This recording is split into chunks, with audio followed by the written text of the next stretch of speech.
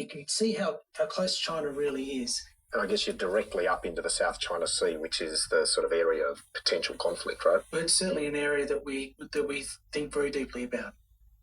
What Australia offers is strategic geography, a place that the US can base its forces and project firepower into the region.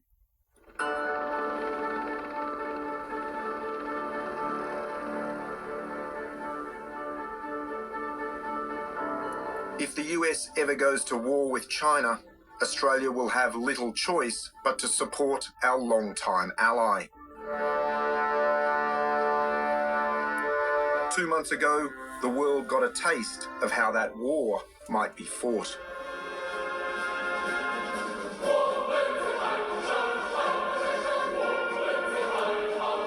Why would we want to go to war?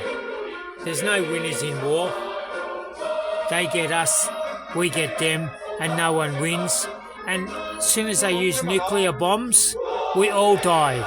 Not just the people that are fighting the war, we all die. If you want to defend peace, you need to be able to have one single seamless killing machine.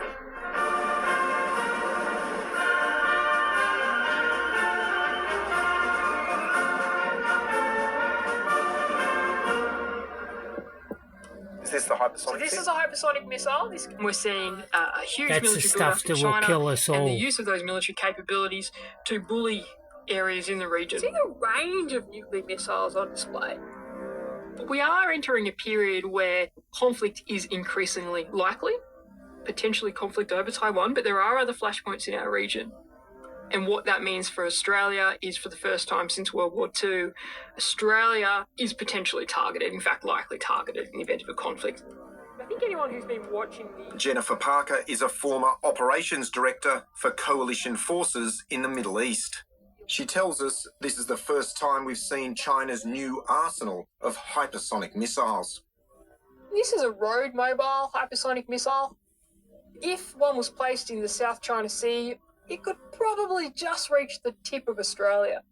But being a road mobile hypersonic missile, it means it's hard to target, hard to find where it is, and hard to take it out. What are we looking at here? So what we're looking at here is actually really significant. It is the demonstration of the nuclear triad. So we've thought for a while that China had the ability to launch nuclear weapons from land, subsurface, and from the air. But actually what we saw in front of us is the first demonstration of all of that together, and really the first confirmation from China that they have that ability. Whilst China doesn't have the amount of nuclear warheads anywhere near that the US has or Russia, the number of different delivery systems is phenomenal. All Western countries are a little bit behind the curve, given the massive military build-up, including nuclear build-up, that the Chinese have been engaging in. And that doesn't mean we need to be aggressive, but it means we need to be realistic about the nature of the threat.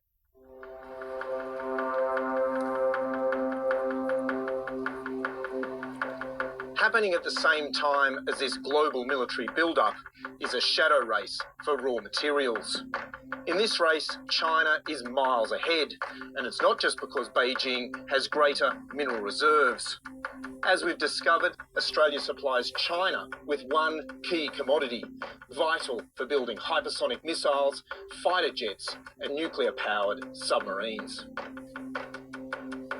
See, Australia's selling stuff to China so China can make nuclear bombs and all that. Doesn't make sense. The demand for them is rising, but for so many, China controls the market. While the rest of the world slept, China built end-to-end supply chains. The rest of the world's woken up now. It's too late now. The damage has been done. This vast expanse of mineral sands north of Perth is rich in zirconium, an element vital to China's military build-up. Australia has the world's largest reserves, but China dominates processing.